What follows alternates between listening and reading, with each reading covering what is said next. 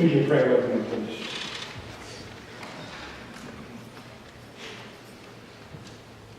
Oh God, we come before your people in your house to be touched by your word. Open our hearts, our minds, our very souls to that word that you have for us today. And allow it to not only touch our lives, but through us touch the lives of others. Through Jesus, my rock and my redeemer. Amen. I want to tell you a story today. And I want to make sure that you understand, because preachers sometimes put hair on the dog. We've been known to stretch it. But this did not come off the internet. This did not just be made up as an illustration for your sermon. I want to tell you a true story this morning about a woman I know personally. The story has a happy beginning, like a once upon a time kind of story. I know this person, so I know a little bit of their history. I know that this girl grew up in this area. I believe she was born in Marion, but raised in Crawford County. She was raised in a good home and surrounded by people who loved her dearly and provided for her. She never wanted for much. She was a good student. She finished high school in the top portion of her class, and she went on and became a nurse, and then worked in ICU and the emergency rooms of the hospitals that employed her. She married her high school sweetheart, and I don't believe, if I remember right, from her knowledge imparted to me, that she ever dated anybody except him. So I guess there is love at first sight. They bought a house together, they had 2 children together. Life just couldn't get any better, could it? Again, a once upon a time kind of story. But then, her story took a tragic turn. In 1986, at the age of 33, things started to happen that she just couldn't understand. She started seeing spiders and ants crawling across the pages of books that she was reading, and obviously they weren't there. She would ask her husband about the bugs that were crawling across the TV screen. They weren't there. They were all in her mind. She started having weird dreams and hallucinations and would wake up in the middle of the night. One night she woke up and thought there was a giant ant standing at the bottom of the bed. She woke up another night and thought Jesus Christ with horns was there. She became unable to cope with the simplest issues or questions concerning her children. She was never a danger to herself, but she had voices in her head telling her to commit suicide. And the voices told her how to do it, either a butcher knife in the kitchen or to drive the car at a high rate of speed into a tree or a bridge above.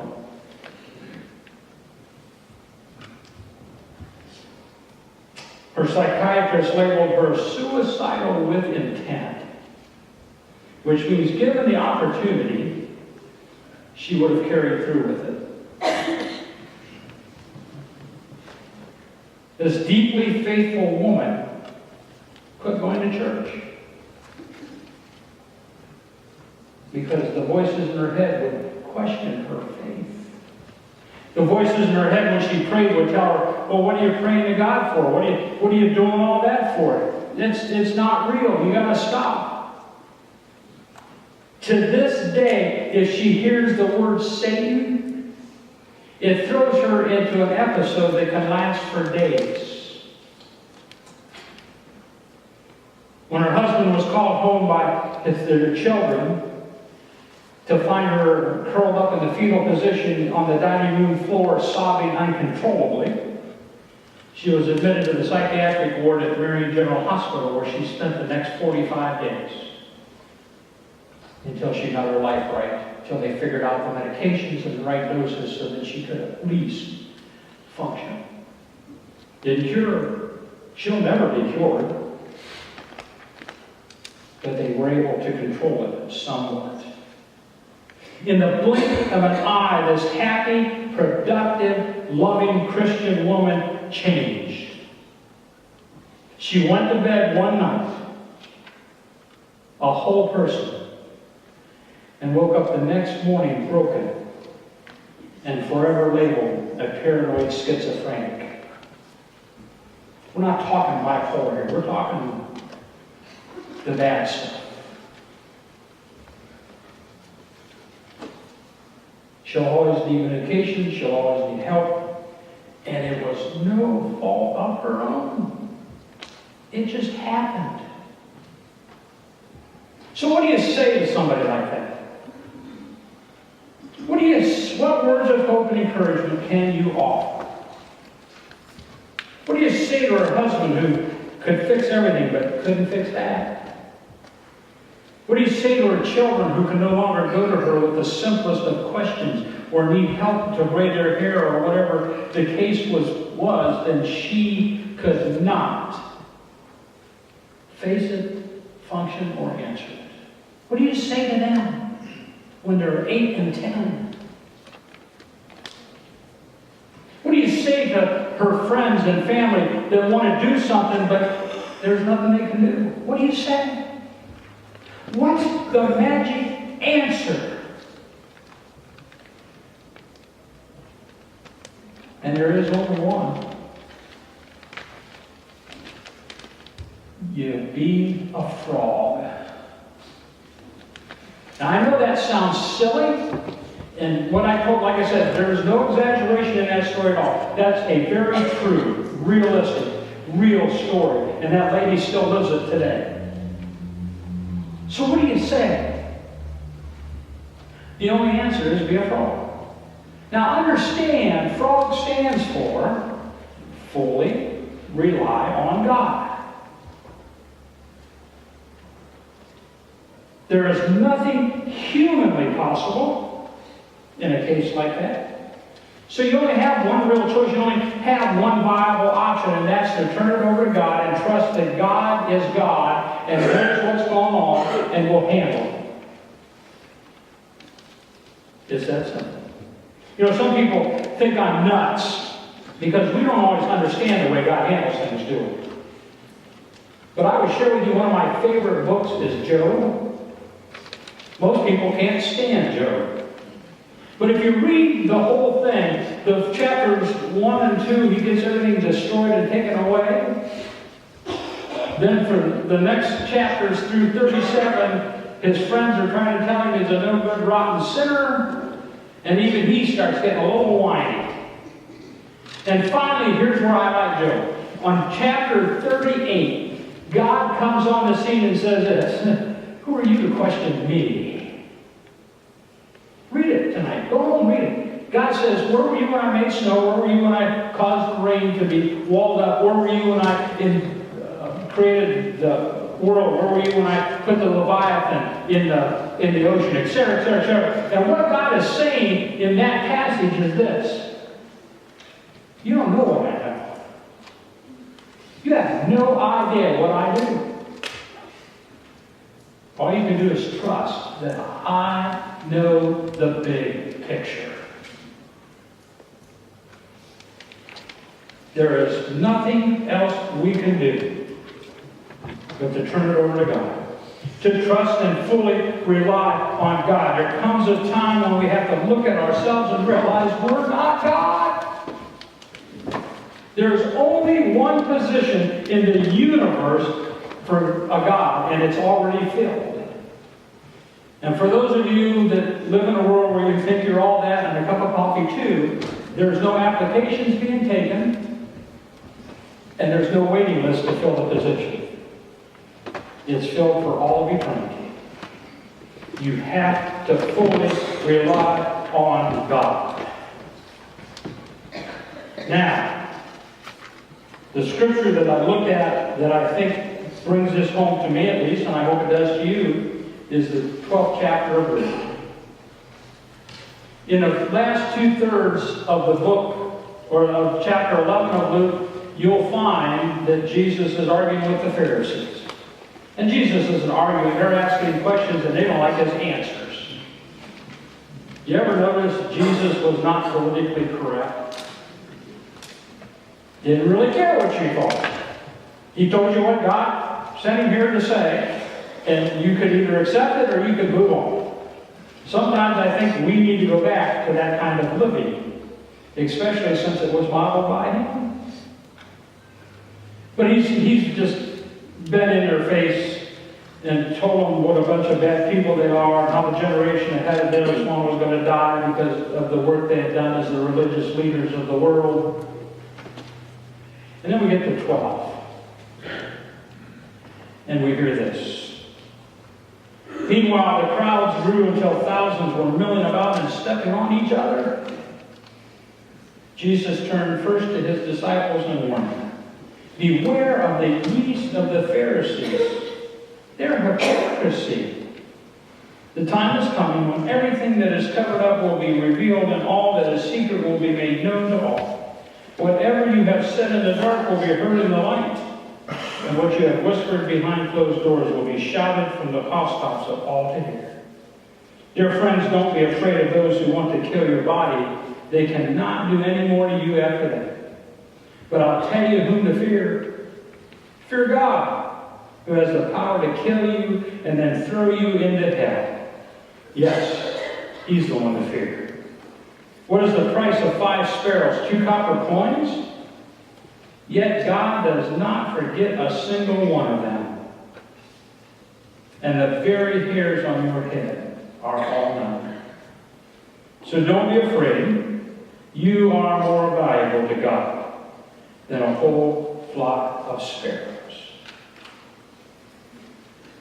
We get the image that so many people are crowding in to watch what's going on between Jesus and the Pharisees.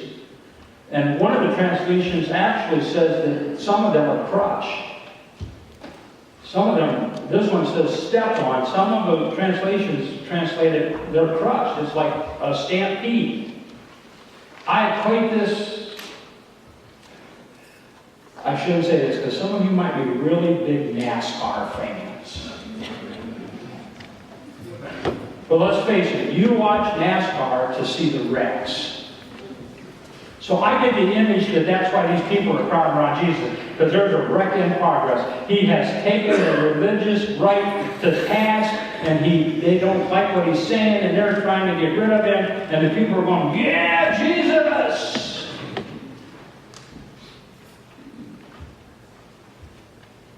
And Jesus turns to his disciples first before he addresses that crowd, and he says, beware the yeast of the Pharisees.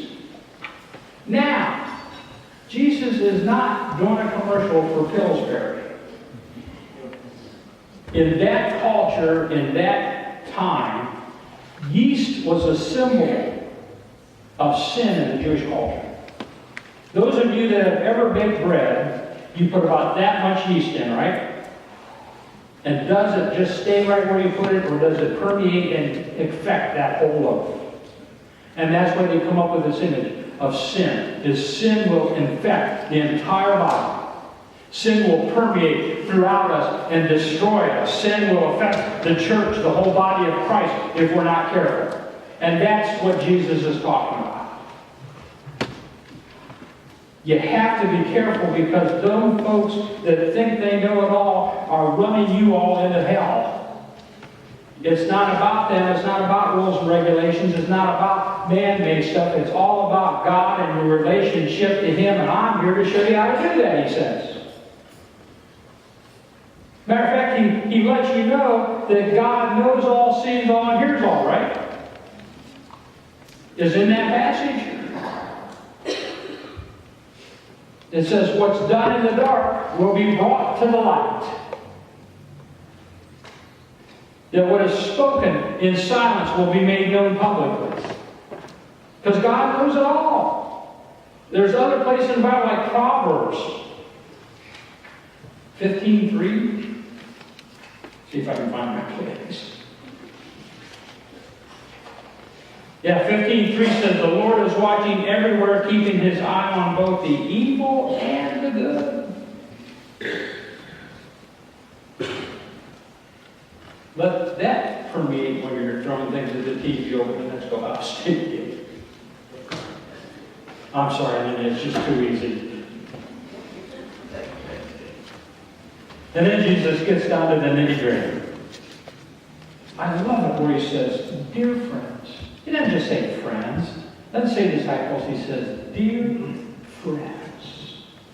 In other words, he loves these folks. He loves these disciples. He's put a lot of time and energy into building a relationship with them. They're going to carry on his ministry in a few chapters when he's no longer there. Dear friends, let me tell you this. Don't worry about what the Romans or the Pharisees or anybody else can do to you. The worst they can do is kill you. And then their power ends there. Worry about what God can do. God not only can take your life here, but God controls what happens to it afterwards. And you know, sometimes we read passages like that and we think we're supposed to be cowering in a corner and says, fear God. That's not the fear they're talking about. The fear they're talking about is to have respect, to have reverence, to hold God in awe. Because he's God. And Jesus says, don't worry about all this. Worry about your relationship to God. That's the important part. And oh, by the way, you know how much God loves you? He says, look at this sparrow. The cheapest bird that you could buy to have an offering. What did he say? 2 copper pennies. I don't know what that equates to in today's thing, but I'm guessing that we don't have anything that cheap.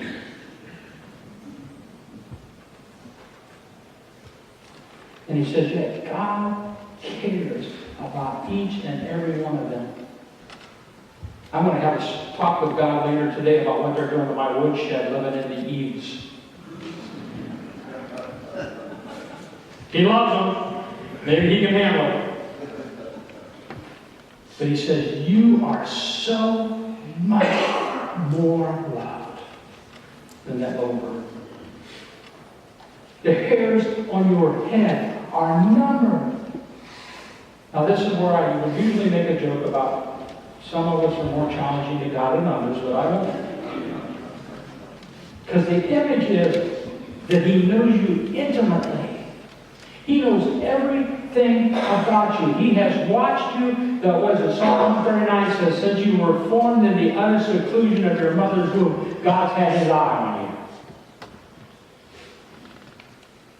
you. He says, I got news for you. He loves the sparrow, but he loves you a whole lot more than a whole flock of birds. Don't worry about it. Put your trust in him. And things will be okay. Maybe not around you, but in you. Psalm 46 is that message I see from David is in this same message about fully relying on God, about being a frog in there. Verse 1 said, God is our refuge and strength. Okay. I can't get much more important to have my back than God, can I? And then he goes into religion like, I don't care if there's an earthquake, don't care if there's a tsunami, don't care if there's a tornado, which we're all getting used to around here now. He says, don't worry about it. God's got it. Verse 7 said, the Lord of heaven's armies is here among us. The God of Israel is our fortress. And that must be pretty important because he repeats it in verse 11. God's got us. God is watching out for us. God cares for us. God is our refuge and our strength, a very present help in the time of trouble, it says in another place. So it doesn't matter whether our world rocks and rolls. It doesn't matter whether we're overcome by chaos. It doesn't matter as long as we know God and fully rely on Him. See, I hate to be the bearer of bad news, folks, but bad things do happen to good people. Period. I don't care what some of the televangelists said. Finding Jesus did not make my life perfect. But if I read this right, Jesus' life wasn't perfect. I'm guessing getting nailed to a cross in the Middle East at the time on a Friday afternoon was not the most pleasant experience. But yet Jesus Christ went through it, and if His life had that kind of chaos, why wouldn't mine? And yet God had His back, didn't He? God took care of it. God resurrected Him 3 days later. That's where I want to put my trust. So all we can do is release it and rely on God to oversee it and hold it in His care and love. When a 33-year-old develops mental illness, we have to be a fraud. When a loved one develops Alzheimer's, we have to be a fraud. When you or that loved one gets the cancer diagnosis, you have to be a fraud. When a loved one or a friend ODs, you have to be a fraud. When suicide affects you and those around you, you have to be a fraud. When the kids leave the house on a date and you worry about their safety, you just have to be a fraud. When family or friends are in harm's way protecting us overseas, you have to be a fraud. And when a loved one dies and it tears our hearts open, all we can do is be a fraud. And the things we have no control over, the things and situations we can't fix or remedy, we have to realize we don't have a red S on our chest. None of you are Superman. None of you are Superwoman. You can't solve it all. You have to make the choice to fully rely on God and His love and grace. I know it works. I know that fully relying on God through His Son Jesus works. I know for a fact that it can bring peace of mind through the utter chaos. I know it because that woman I told you about at the beginning of this message is a woman I've been married to for the last 43 years. A mother of our children. I know it works. Joy's favorite verse of the Bible is found in Psalm 46. It's in the first part of verse 10, which states, "Be still and know that I am God." She just recently told me, I've never known this until this year, that in the deepest darkness of her disease, she relied on that verse, and one day just said, "God, it's in your hands." And she said she felt the presence of God in a way that she had never, ever experienced it before. Does she have troubles? Yes. Now you understand why you never see her in church. But she fully relies on God, as do I and our children and anybody else that knows her. Our human resources can't take care of it. So when we get tired of living in the chaos, we just tell God, this one's yours. You handle it, because we can't. If you want to get out of the chaos of life, all you have to do is find Jesus.